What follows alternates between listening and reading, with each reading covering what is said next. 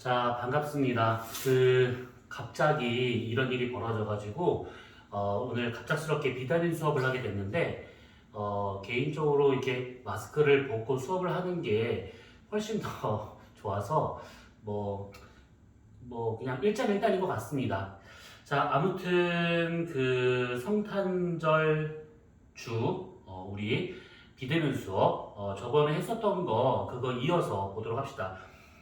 프레임틈을 그때 줬던 거 기억나시죠? 자, 이 천체 물리학 개념이라고 되어 있는 요거 이걸 펴보시고 우리가 지난주에 했었던 걸 잠깐 리뷰를 해보자면 그 별의 거리에 대한 얘기를 좀 했었었고 그 다음에 별의 어떤 기본적인 물리량 그래서 표면의 온도와 그 다음에 광도 그 다음에 별의 반지름 뭐 이런 것들을 이제 우리가 한번 알아봤었습니다. 그래서 천체까지의 거리, 별까지의 거리는 연주 시차를 이용한다거나 아니면 그 거리 지수를 이용한다거나 아니면 맥동 변광성을 이용을 해서 이렇게 광도 변화 그래프 했던 기억 나시죠? 그래서 그냥 그런 걸로 해가지고 거리 지수에 대입을 해서 이제 그 실제 거리를 구한다거나 이런 식의 방법으로 해서 별까지의 거리를 아주 간단하게 구할 수 있다라고 했습니다.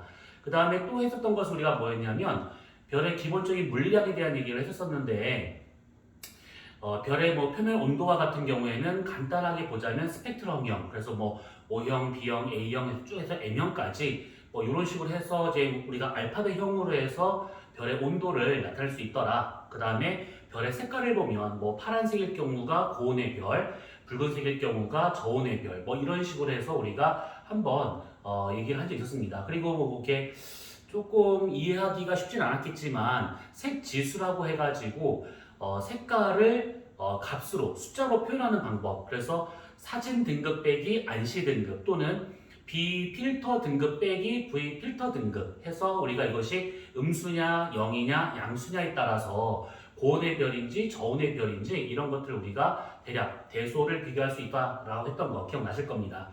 그리고 광도와 같은 경우야 우리가 처음에 우리가 이 프린트를 갖다 첫 번째 수업을 했었을 때 별까지의 거리를 구하는 방법 중에서 거리수 있잖아요. 그 거리수를 이용을 해서 별의 그 겉보기 등급을 알고 그 다음에 거리를 알면 절대 등급을 구할 수 있더라라고 했던 거 그렇죠? 기억나시죠? 지구에서 1파섹 거리에 있는 1 겉보기 등급의 절대 등급은 이렇게 퀴즈를 했었던 거 기억날 겁니다. 그 다음에 별에 우리가 반지름을 잴 수 있는 거 시견상을 통해서 별이 그 행성이 별 앞을 지나가는 데 걸리는 시간을 측정을 해가지고 별의 반지름이라든지 아니면 행성의 반지름을 구할 수 있다. 또는 또 하나 뭐가 있었었죠? 그 슈테판 볼츠만의 법칙을 이용을 해서 광도는 4파이R 제곱 곱하기 시그마 t 사승이다 라고 해서 반지름은 t 제곱분의 루트 밝기에 비례하더라 라고 했던 것들이 있었습니다. 요게 지금 무슨 소린가 싶으신 분들은 지난주 거, 지지난주 거 다시 한번 보면서 정리를 하시면 됩니다. 자, 우리가 오늘 볼 것은 그 프린트물의 9페이지 성당과 성원입니다. 자, 여기서부터는 그렇게 막 이렇게 복잡하게 계산하거나 이런 것보다는 어떤 내용을 누가 더 많이 알고 있는가에 초점이 맞춰진다라고 보시면 돼요. 이 말은 곧 뭐냐면 내용이 많다. 그래서 꼭 정리를 해야 된다. 이런 뜻입니다. 자, 그러면 9페이지 우리가 성단과 성운 중에서 첫 번째 성간물질에 대한 얘기를 보도록 합시다. 만약에 지금 동영상이 좀 작게 보인다 그러면 좀 이렇게 키워서 보세요. 자, 먼저 거기를 보시게 되면 성간물질이라는 말이 나옵니다. 성간물질. 자, 여기서 우선 말 뜻을 먼저 한번 우리가 되짚어 보자면 성간이라고 하는 것은 별 성자의 사이 간자입니다. 그러니까 별들과 별들 사이, 다른 말로는 우주 공간이다 라고 생각하시면 되는 겁니다. 별과 별 사이의 빈 공간, 우주 공간이라고 생각하시면 돼요. 그런 우주 공간에 있는 물질이라 해서 우리가 이것을 성간물질이라고 볼 수가 있는 것인데 이 성간물질이라고 하는 것은 크게 두 가지로 나눠집니다. 하나는 뭐냐면 기체냐 아니면 먼지나 아니면 티끌과 같은 그런 고체 덩어리냐 이렇게 우리가 두 가지로 나눠서 볼 수가 있다는 거. 자, 우선은 이 기체라고 하는 것은 우주 공간상에 있는 여러 가지 에너지와 물질들이 많이 있을 것인데 우리가 정확하게 그것이 어느 물질이 어느 정도 있는지는 정확히 파악이 안 됩니다. 아직 그게 인류가 밝혀내지 못한 영역이다 보니까 아직은 정확하게 우주에 어떤 에너지와 어떤 물질이 어느 정도의 비율이 있을 것인가 교과 과정상으로는 나온 게 있습니다. 그런데 그게 천체 물리학자들 사이에서는 정확하게 모르기 때문에 우선 우리는 교육과정상 나오는 대로 이해하자면 우주 전체에서 차지하고 있는 대부분의 에너지는 약 75%를 차지하고 있는 암흑 에너지라고 하는 것이 있습니다. 우리가 이 부분은 뒷단원에 가서 좀 더 세밀하게 볼 거니까 우선 이런 게 있구나 정도만 알고 있으면 되는 것이고 약 25% 정도 되고 있는 부분은 암흑 물질이라 해가지고 우리가 볼 수도 관측할 수 없는 그런 물질이 우주 전체 공간상에서 한 20% 정도 차지하고 있다라고 보고 있습니다. 자, 그러면 암흑 에너지나 암흑 물질과 같이 이렇게 암흑이란 말이 붙었다는 것은 깜깜하다는 뜻이 아니라 지식적으로 우리가 알지 못한다 이런 의미라고 생각하시면 돼요. 그러면 우주 전체에서 약 95%는 우리가 모르는 에너지와 모르는 물질로 좀 채워져 있다라고 보기 때문에 나머지 한 5% 조금 안 되는 그 정도의 물질 갖다가 우리는 지금 현재 우주를 연구하고 있더라 이렇게 볼 수가 있다는 얘기죠. 자, 그 중에서 이 5%라고 하는 것이 보통 물질이란 말을 쓰는데 이것은 빛을 통해서 우리가 관측할 수 있거나 계산할 수 있거나 성분이 무엇이거나 이런 것들을 알아낼 수 있다라는 뜻인데 그 보통 물질 중에서 대부분은 이 기체라고 생각하시면 되는 겁니다. 기체. 자, 그러면 이 기체와 같은 경우는 대부분 무엇으로 이루어져 있냐? 우주에 있는 기체는 대부분 다 수소로 되어 있습니다. 수소. 질량이 제일 작은 수소, 그 다음에 거기서 핵융합을 해서 나온 헬륨. 요것이 대부분이다라고 보시면 돼요. 그래서 성간물질이라고 하게 되면 가장 많은 기체라고 하게 되면 수소, 그 다음 많은 것은 헬륨. 이런 식으로 우리가 순서 정도는 기억을 해두셔야 됩니다. 자, 다시 정리해보자면 우주 전체에서 약 75%는 우리가 모르는 암흑 에너지, 그리고 그 중에 한 20% 정도는, 그러니까 전체에서 한 20% 정도는 우리가 모르는 암흑 물질. 그러면 인류가 볼 수 있는 또는 관측할 수 있는 그런 물질은 보통 이 5% 정도밖에 안 되는데 그 5%를 보통 물질이라 하게 되고 보통 물질의 대부분은 기체로 되어 있고 그 기체의 대부분은 수소로 되어 있다 이 뜻입니다. 그러면 우리가 알고 있는 우주라고 하는 것은 정말 아무것도 우리가 알 수 있는 게 별로 없다는 얘기죠. 근데 이제 그 5%를 갖고 여러 가지 것들을 증명해내고 관측을 하고 이렇다라고 생각하시면 되는 겁니다. 어찌됐든 간에 성간물질의 대부분은 다 기체로 되어 있고 그 다음은 헬륨이다 이렇게 보시면 돼요. 자, 그 다음에 먼지라든지 아니면 티끌 뭐 이렇게 좀 이렇게 설명할 수가 있는 것들인데 고체 부스러기 정도라고 생각하시면 됩니다. 자, 고체 부스러기라고 하는 것은 뭐냐면 규산염으로 되어 있는 부스러기냐 아니면 탄소로 되어 있는 부스러기냐 이렇게 보시면 되는데 여기서 규산염이라 하게 되면 어렵게 생각할 거 없이 암석 부스러기, 짱돌 부스러기라고 생각하시면 되는 겁니다. 그래서 이런 암석의 부스러기라든지 아니면 탄소 알갱이로 되어 있는 그런 것들을 보통 우리가 먼지 또는 티끌이다라고 말하고 있는 겁니다. 자, 거기 지금 9페이지를 보시게 되면 맨 위에 그 오른쪽 귀퉁이에, 그러니까 구석에 그림 하나 있을 겁니다. 이게 지금 뭐냐면 현재 우주에 있는 성간 물질 중에서 이 먼지 또는 티끌이라고 하는 요거의 대략적인 구조가 지금 되어 있는 겁니다. 이런 규산염이라든지 탄소라든지 이런 알갱이가 덜렁 있는 것이 아니라 얘를 감싸고 있는 얼음층이 있더라 이 얘기입니다. 그래서 거기 지금 그림 보시게 되면 이 스케일이 나와 있을 겁니다. 100나노미터. 엄청 작다는 얘기죠. 그래서 이 100나노미터에 대한 이 작은 알갱이가 대부분 이런 걸로 되어 있는 얼음층이다 라고 생각하시면 되는 겁니다. 얼음 알갱이. 자, 이런 얼음 알갱이 같은 것들이 구름처럼 모여 있다. 그러면 이거 하나는 우리가 관측을 못하겠지만 구름처럼 모여 있으면 관측이 아주 잘 될 겁니다. 그래서 그렇게 구름처럼 모여 있는 것들, 성간 먼지라든지 성간 기체라든지 이런 것들이 구름처럼 이렇게 모여 있는 상태를 성운이라고 하는 것들이죠. 별성자에 구름 운자를 써서 성운이라고 얘기하고 있는 겁니다. 자, 그러면 거기에 있는 그 성간 물질이라 하게 되면 대략 한 요 정도다라고 생각하시면 돼요. 어렵지 않죠? 우리가 아주 간단한 지금 개념 내용을 했었습니다. 자, 그러면 이 성간물질이 이렇게 기체와 먼지로 이루어져 있다. 그리고 그런 것들이 구름처럼 모이는 것들을 성운이라고 한다. 자, 이렇게 되고 있는데 여기서 중요한 것은 이런 성운들 또는 성간물질이 모여있는 그 영역을 빛이 통과한다면 어떤 특징으로 우리가 관찰할 수 있을 것인가? 이게 중요한 겁니다. 자, 그래서 거기 지금 보면 가로 2번에 성간 티끌에 의한 현상이라고 되어 있는 부분이 있죠. 거기에 동그라미 1번과 동그라미 2번 있을 것인데 그 부분을 아주 잘 기억을 해두셔야 됩니다. 자, 뭐냐? 자, 동그라미 1번 보시면 성간 소강 현상이라고 이렇게 되어 있어요. 성간, 우주라고 보시면 됩니다. 그 다음에 소광, 그 빛을 줄인다.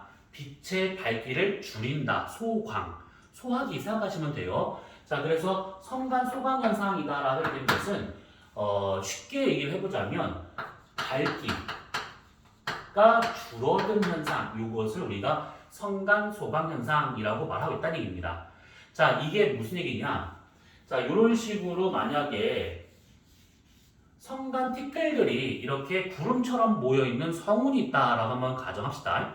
자, 그 뒤에 어떤 별에서 빛이 이렇게 쭉 옵니다. 자, 쭉 오는데 그때 만약에 이 성운이 없다면 이 빛은 그냥 우리한테 그대로 왔을 겁니다.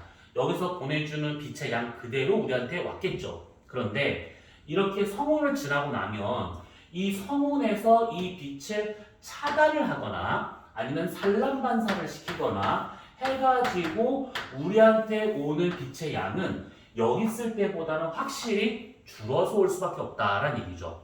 그러니까 뒤에서 보낸 성운을 통과하기 전에 빛의 양을 우리가 100이었다라고 가정한다 치면 성운을 통과하고 우리한테 도달되는 그 빛의 양은 성운의 밀도에 의해서 달라지긴 하겠지만 편의상 우리가 50 정도다라고 이렇게 본다라고 치면 여기 있을 때보다는 확실히 빛의 양이 줄어들고 있더라 이 얘기죠. 자, 무슨 얘기인지 알겠죠? 그래서 이런 식으로 어떤 성간물질을 통과하게 된다고 하면 뒤에 있는 별의 밝기가 줄어들면서 나타나더라 이 얘기입니다. 그게 성간 소강 현상.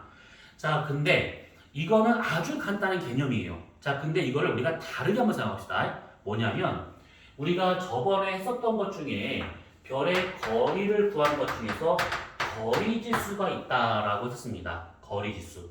자, 이 거리 지수라고 하는 것은 말 그대로 천체까지의 거리를 측정할 수 있는 방법이죠.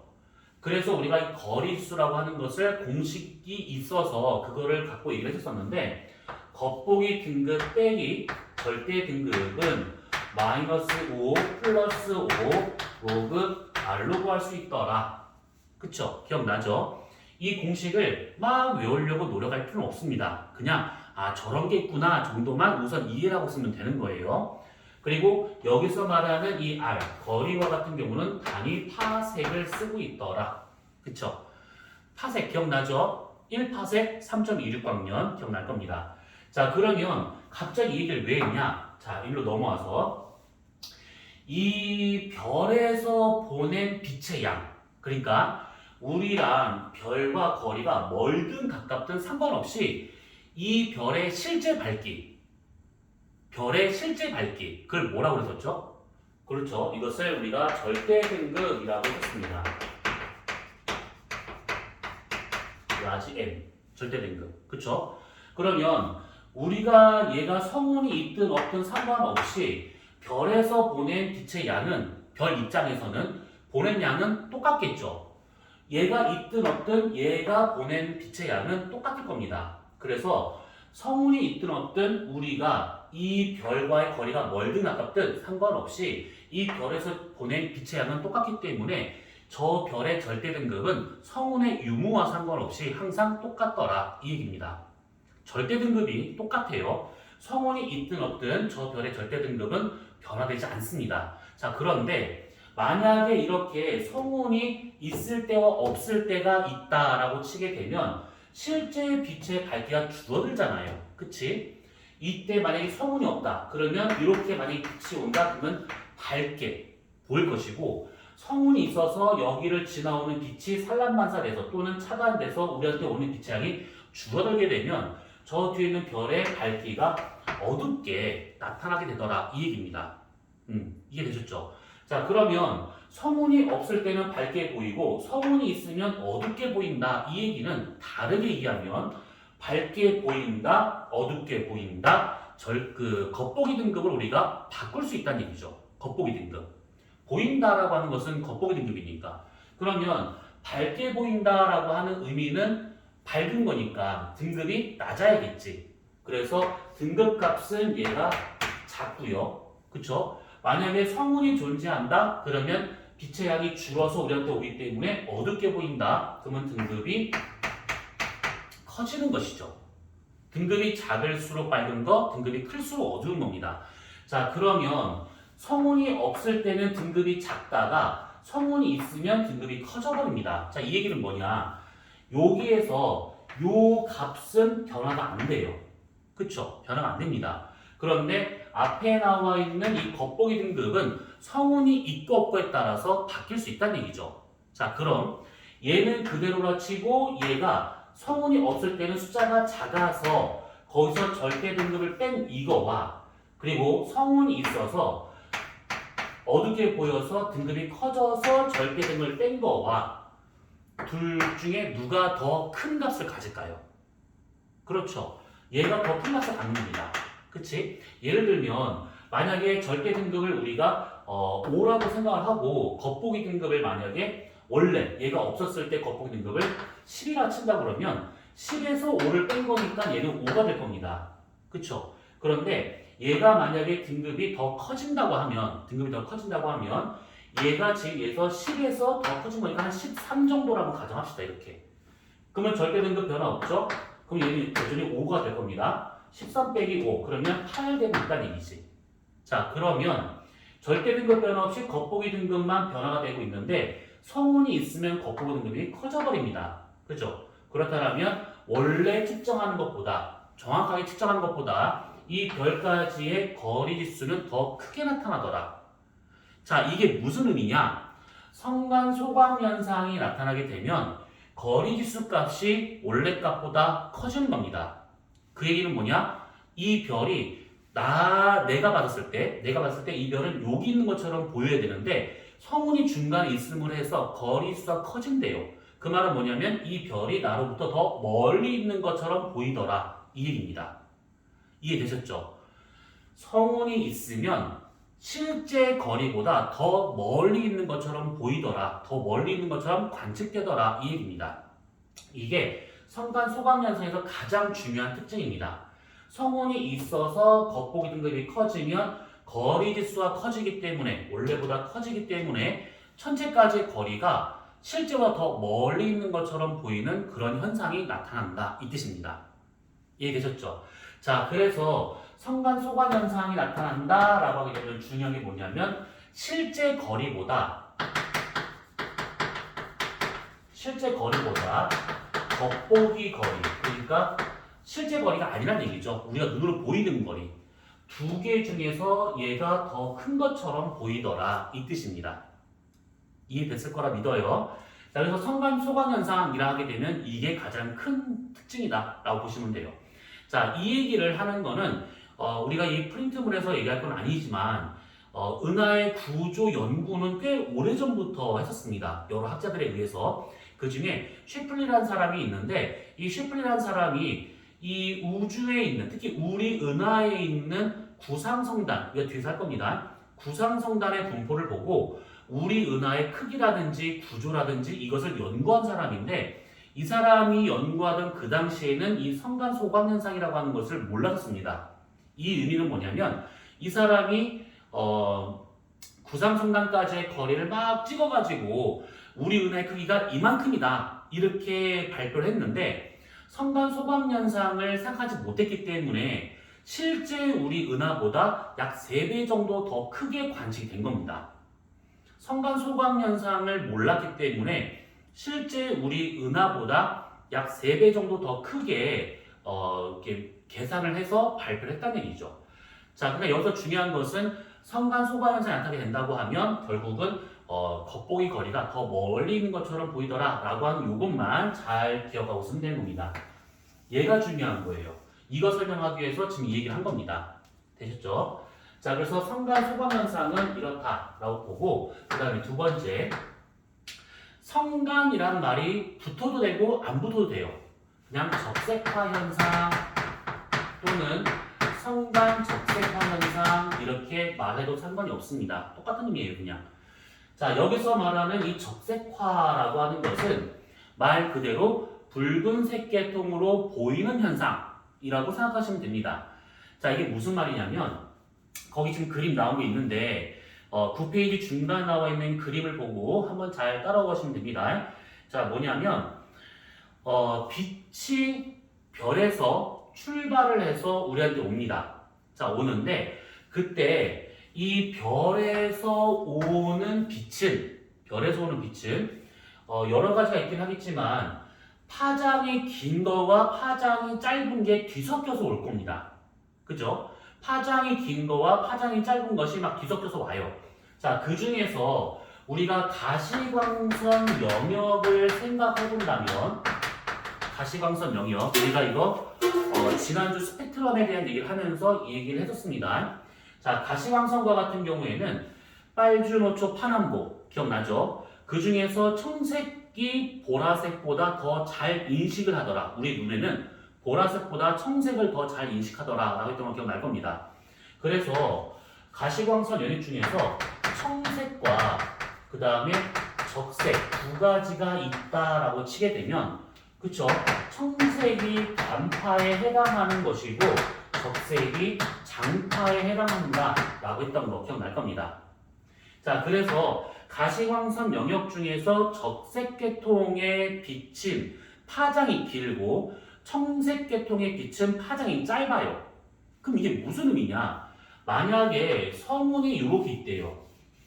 그러면 여기서 청색과 적색이 지금 같이 출발을 해서 우리한테 만약에 온다 라고 한번 가정합시다. 자, 그랬을 때 청색과 같은 경우에는 짧게 진동을 하면서 막 와요. 오는데 문제는 여기를 통과할 때 이 안에는 성간 먼지 또는 성간 기체 뭐 이런 것들에 의해서 산란 반사가 아주 많이 일어납니다. 그러면 그 반사된 것들이 다른 쪽으로 빠져나갈 수가 있다는 얘기죠. 이해되셨죠? 많이 흔들리기 때문에, 많이 진동을 하기 때문에 여기를 통과할 때는 산란 반사할 확률이 커질 수밖에 없다는 얘기죠. 그래서 우리한테는 청색 계통의 이 빛이 오는 것이 쉽지가 않다 이 얘기입니다. 대신에 파장이 긴 장파와 같은 경우에는 쑥쑥쑥쑥쑥쑥쑥쑥쑥 지나서 올 수가 있다는 얘기죠. 파장이 길기 때문에 그냥 지나쳐서 갑니다. 그래서 우리 입장에서는 이 뒤에서 오는 별빛은 파란색, 빨간색 두 가지가 섞여서 왔겠지만 성운을 통과하고 나면 파란색은 산란 반사로 다 튕겨나가고 빨간색 위주로만 우리한테 오기 때문에 우리가 이 성운을 통해서 얘를 볼 수 있다면 얘는 붉은색 계통으로 보이더라 이 얘기입니다. 이해되셨죠? 그래서 그것을 적색화 현상이라고 말하고 있다는 얘기죠. 어렵지 않죠? 이거나. 자, 그러면 얘도 마찬가지예요. 적색화 현상이라고 하는 것이 나타나게 되면 어떤 특징이 있을 것인가, 요거를 좀 기억을 해둘 필요가 있는데 뭐냐면 얘를 볼 때 성운이 없으면 여기서 오는 빛을 우리는 다 볼 겁니다. 그쵸? 그런데 성운이 있음으로 해서 붉은색 계통의 빛만 우리가 볼 수 있다는 얘기예요. 그게 적색화 현상. 자, 이 얘기는 뭐냐면 적색화 현상이 나타난다 라고 하는 것은 실제로 이 별의 표면 온도보다 더 낮게 관측되더라 이 얘기입니다. 이해됐을까요? 무슨 말이냐면 우리가 저번 주에 썼던 거 자세하게 보시면 별의 표면 온도라고 하는 것은 색깔로 구분할 수 있다라고 했습니다. 파란색, 흰색, 노란색, 빨간색 이런 식으로. 그쵸? 파란색이 고온의 별이고 빨간색이 저온의 별입니다. 자, 그런데 여기 있는 이 별이 예를 들어서 실제 색깔은 노란색인데 그 노란색에서 오는 한 6000 켈빈쯤 되고 있는 것이죠. 태양 표면도 비슷합니다. 그게 쭉 오던 것들 중에서 단파가 다 산란반사 돼버리기 때문에 우리는 이 별이 붉은색인 것처럼 보이더라. 그쵸? 그럼 노란색과 붉은색 누가 더 온도가 낮냐? 붉은색이 더 온도가 낮은 별이죠. 그래서 실제로 그렇진 않지만 이 별의 표면 온도가 낮은 것처럼 보이더라라는 겁니다. 실제가 아니래요. 실제가 아니라 표면 온도가 낮아진 것처럼 보인다라는 뜻입니다. 이해되셨죠? 그러니까 색깔이 달라 보이기 때문에 쟤는 빨간색이네? 아, 그러면 온도 낮은 별이구나 라고 오해할 수 있다는 겁니다. 됐죠? 자, 온도가 바뀐 것처럼 보였다라고 하는 것은 다른 의미로 뭐냐면 색지수 면에서 봤을 때 색지수 사진 등급 빼기 안시 등급 또는 B필터 등급 빼기 V필터 등급 기억날 겁니다. 숫자가 작을수록 고온의 별이죠. 숫자가 클수록 저온의 별입니다. 그래서 온도가 낮아진 것처럼 보이기 때문에 실제 이 별의 색지수 값보다 더 크게 관측되더라 이 얘기입니다. 이해되셨죠? 자, 그래서 적색화 현상이다라고 하는 것은 온도가 낮아진 것처럼 보이는 또는 색지수가 커진 것처럼 보이는 그런 겉보기 현상, 이것을 우리가 적색화 현상이라고 이름을 붙인 겁니다. 이해됐을 걸 믿어요. 자, 그래서 성간 티끌과 성간 먼지와 같이 이런 것들, 성간 기체와 같은 얘네들에 의해서는 이런 일이 안 벌어지겠죠. 그쵸? 빛을 산란 반사시킨다거나 이런 것이 아니잖아요. 기체들은. 그렇기 때문에 성간 먼지, 성간 티끌과 같은 이런 것들에 의해서 소광현상이라든지 적색화 현상이 나타나더라. 이렇게 우리가 정리해두면 될 것 같습니다. 자, 그러면 거기 9페이지에 나와 있는 가로 2번에 성간 소광현상과 적색화 현상이라고 되어 있는 것은 요 정도까지만 우리가 보고 정리하도록 합시다. 자, 그럼 두 번째 성운. 자, 성간 물질과 같은 경우에는 성간 먼지와 성간 기체로 구성되어 있더라. 그쵸? 자, 근데 여기서 말하는 성운은 앞서 잠깐 얘기했었는데 별 성자에 그룹 운자를 붙인 겁니다. 그러니까 별을 만드는 재료가 구름처럼 모여 있다 이 뜻이에요. 별이 있다는 뜻이 아닙니다. 별을 만드는 재료가 구름처럼 모여 있는 것을 우리가 성운이라고 말하게 돼요. 그러니까 여기서 말하는 이 성운은 별은 실제 없고 별의 재료만 있다는 뜻인데 그 별의 재료는 이런 것들이죠. 그쵸? 이런 것들이 중력 수축을 통해 가지고 별을 만드는 겁니다. 별의 어떤 생성이나 진화 과정 이런 것들은 나중에 우리가 기회가 되면 할 거니까 우선 그런가 보다 하고 생각하시면 될 겁니다. 그래서 별을 만드는 재료들이 이렇게 구름처럼 모여있는 그 형태, 그것을 성운. 자, 이 성운은 거기 지금 9페이지 밑을 보시게 되면 그림까지, 사진까지 넣어가면서 해놓은 게 있습니다. 요거와 같은 경우는 정말 잘 보세요 됩니다. 성운과 같은 경우에는 좀 중요한 부분이에요. 중등 과정에서도 많이 나오는 부분이기 때문에 기억할 걸 좀 꼭 해두실 필요가 있습니다. 자, 우선 이 성운을 하게 되면 종류를 따져봤을 때 세 가지 종류가 있어요. 세 가지 종류. 그러니까 세 가지 종류가 전부다라고 볼 수는 없지만 우리가 알아둬야 될 종류는 세 가지 정도다. 이렇게만 알고 있으면 되는 겁니다. 자, 우선 첫 번째는 뭐냐면 발광성운.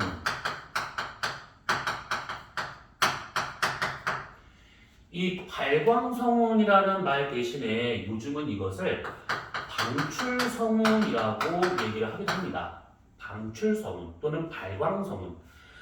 일부 중학교에서 그런 용어가 없는데 그런 용어를 써서 붙인 용어가 있는데 밝은 성운, 밝다 어둡다 그때 말하는 밝은 성운이라는데 밝은 성운이라는 말 자체가 없습니다. 그러니까 그건 빼고 발광 또는 방출 성운이라고 생각하시면 돼요.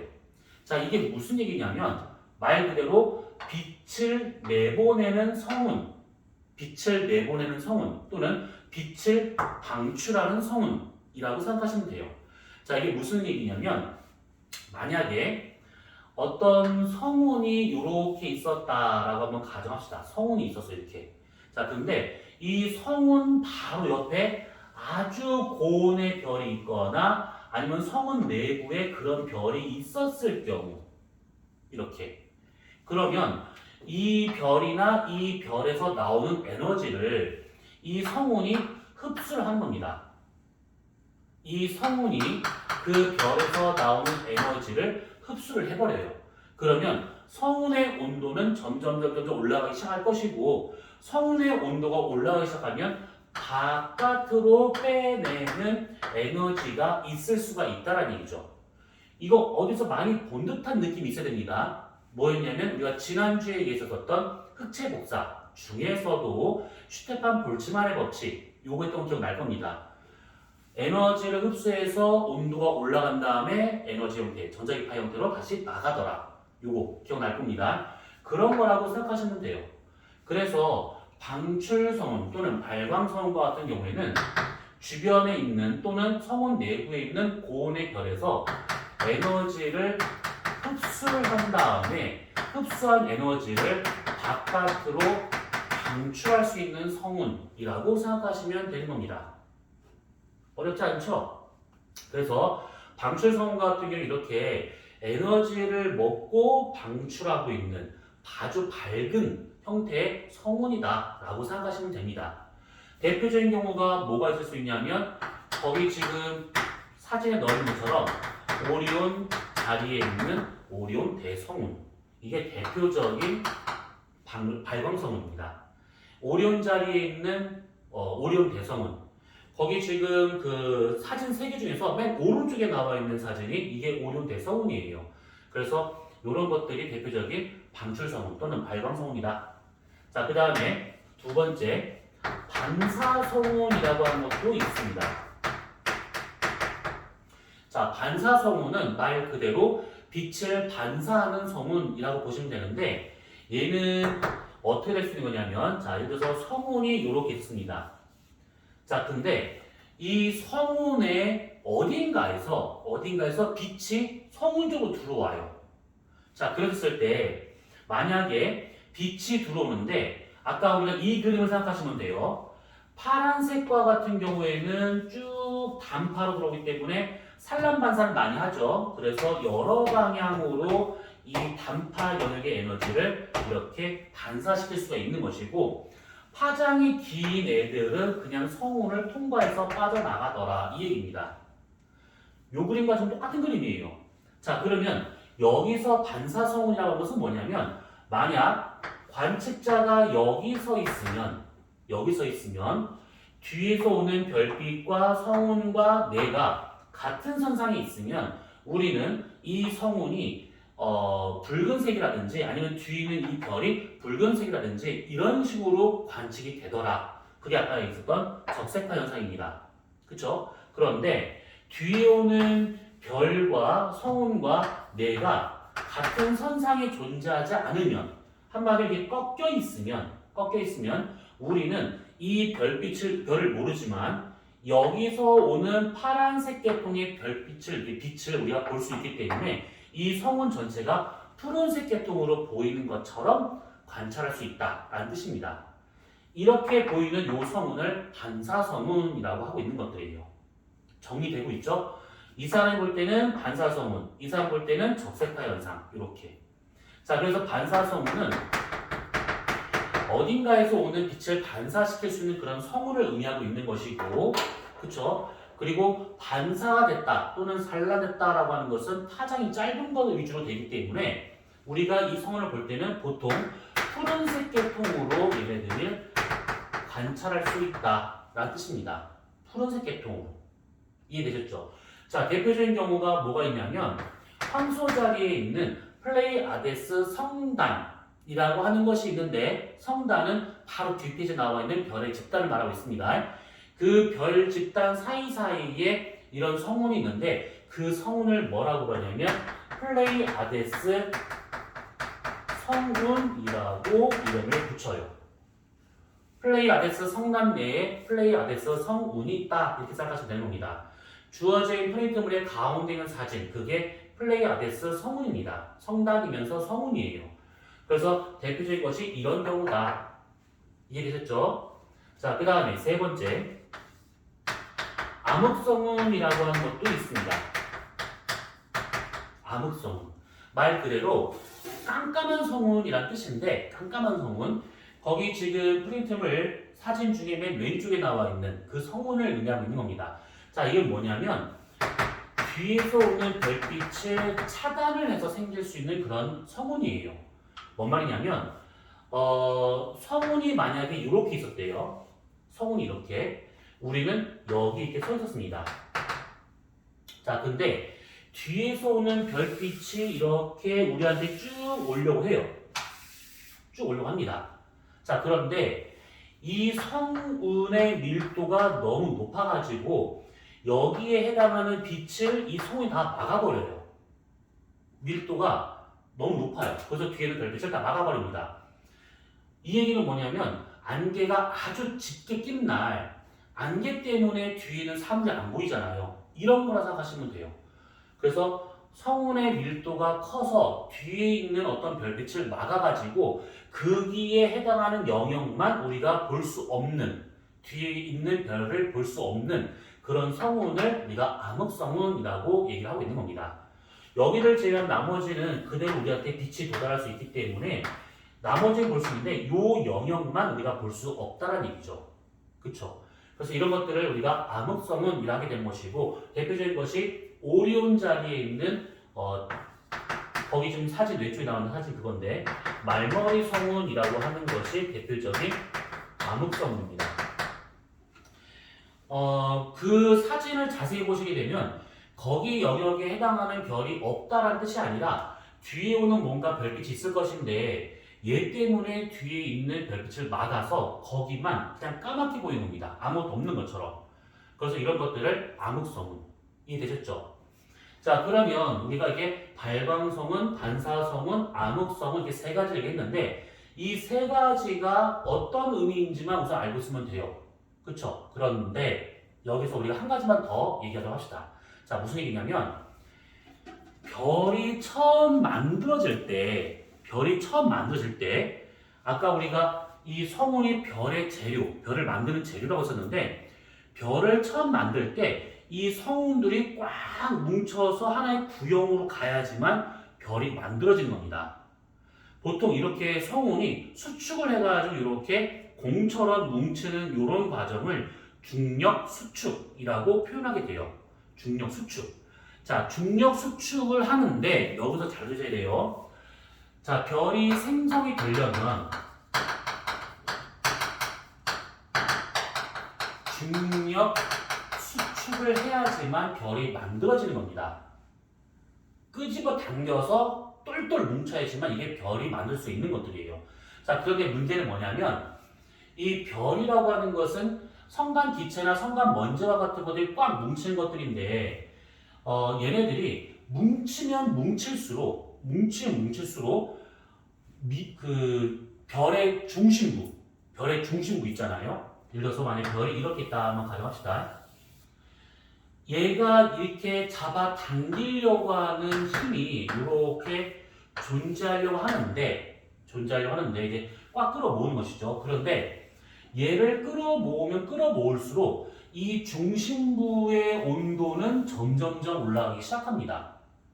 끌어모을수록 별의 중심부의 온도와 압력은 계속 증가할 수밖에 없다는 얘기죠.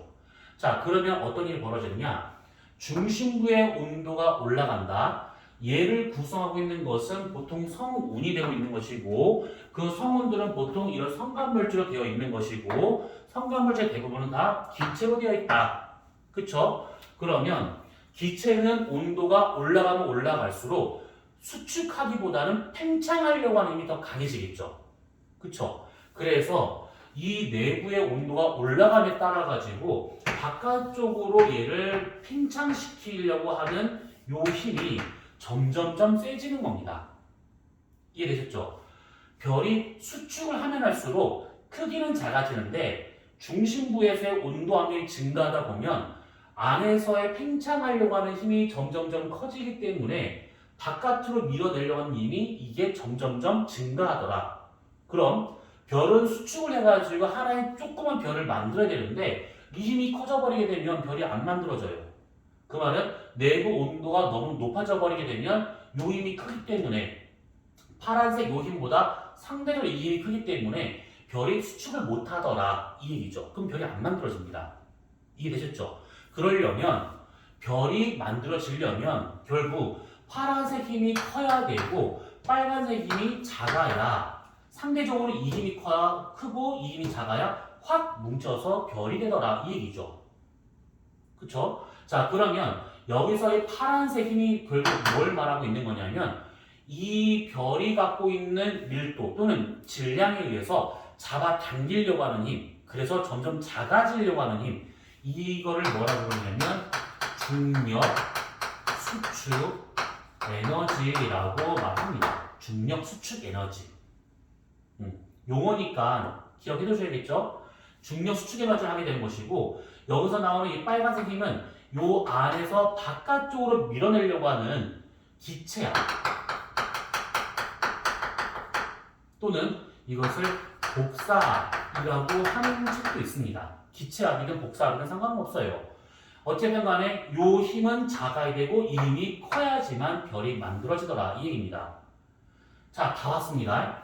중력 수축 에너지, 다시 말하면 별을 꽉 끌어 모아 가지고 아주 큰 압력과 온도를 만들 수 있을 만큼의 이 압력을 만들 수 있을 만큼의 밀도가 커야지 수축 에너지가 커서 확 뭉칠 수 있다는 얘기죠. 그렇죠? 그래서 중력 수축 에너지라고 하는 것이 크려면 결국 별이 만들어지기 위해서는 고밀도여야지만 별이 만들어지더라라는 겁니다.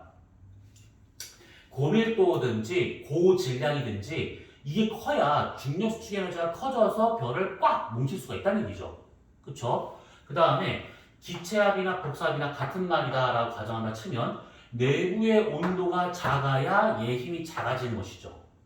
그쵸? 그래서 얘 온도가 낮아야 기체압이 작아지기 때문에 얘를 방해하는 힘이 작아서 원활하게 수축을 해가지고 별이 생성될 수 있는 겁니다. 자, 그러면 기체압이 작으려면 어떻게 된다? 그렇죠. 내부의 온도는 낮아야 됩니다. 그렇죠. 그래서 고밀도 저온인 성운에서 별이 잘 만들어집니다. 고밀도 저온이라는 그 영역에서 그런 성운들에서 별이 잘 만들어지더라라는 겁니다. 이게 별 생성 조건이에요. 고밀도 저온. 이건 꼭 적으세요. 자, 그러면 이 얘기가 왜 있냐? 세 개의 성운 종류 중에서 여기에 부합되는 성운은 누구냐? 이겁니다. 자, 정리하도록 합시다. 발광성운 또는 방출성운은 여기서 오는 에너지를 흡수해서 빛을 내놓는 거예요. 슈테판 볼츠만 법칙 잘 생각해보세요. 에너지를 흡수해서 온도가 올라간 다음에 그 다음 바깥으로 에너지를 방출하는 것이죠. 아, 그러면 얘는 적어도 에너지를 흡수할 수 있을 만큼의 고밀도가 돼야 되는 것이고, 그 다음에 흡수해서 에너지를 방출할 수 있는 거니까 고온의 성운이구나. 그렇죠? 고밀도 고온의 성운입니다. 반사성운과 같은 경우에는 뒤에 오는 별빛 중에서 파장 긴 것들이 쭉쭉쭉 빠져나갈 수 있을 정도로 되게 엉성하게 있는 성운입니다.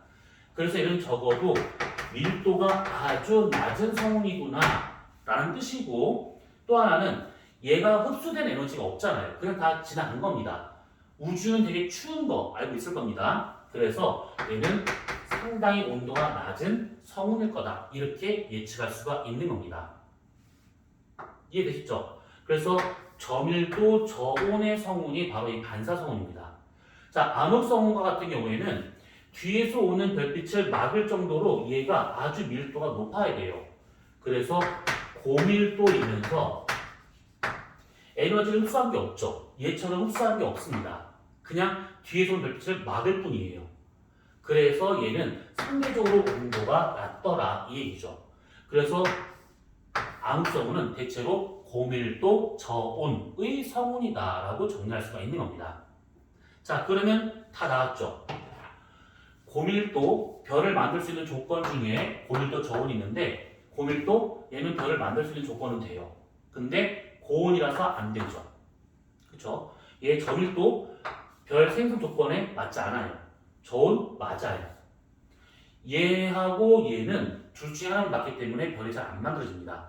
그런데 얘와 같은 경우는 고밀도이면서 저온이기 때문에 별이 잘 만들어지더라 이 얘기입니다.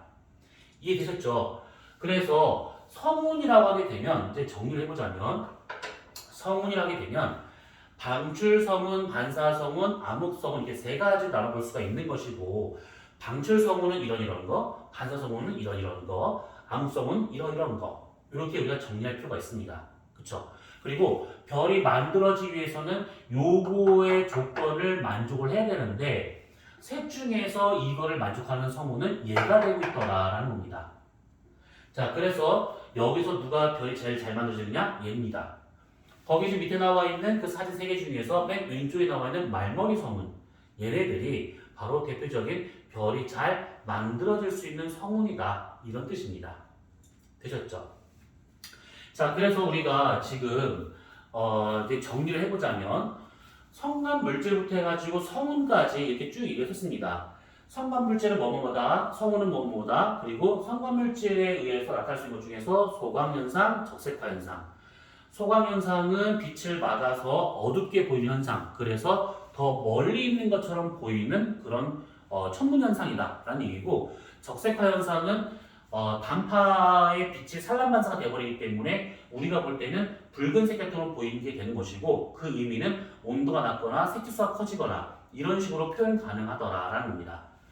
그리고 성운들 중에서는 3가지가 있는 것이고, 3가지 다 잘 적어보셔야 됩니다. 3가지가 있는 것이고, 별이 생성될 수 있는 조건에 부합되는 것은 얘가 되고 있기 때문에 여기서 별이 잘 만들어지더라 이렇게 우리가 정리할 수가 있는 겁니다. 됐죠? 자, 그래서 거기 지금 9페이지에 나와 있는 이 내용들은 이렇게 정리하면 될 것 같은데 칠판이 작아서 판서를 많이 못했습니다.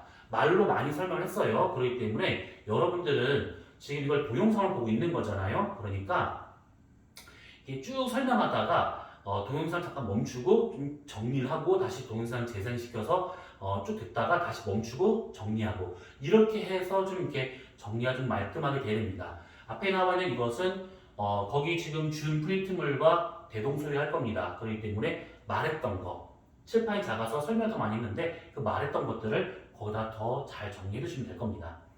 자, 그러면 우선은 우리가 성간물질과 성운에 대한 얘기는 여기까지만 보기로 하고 잠깐 쉬었다가 두 번째 거 뒤에 나와 있는 성당에 대한 얘기를 보도록 합시다.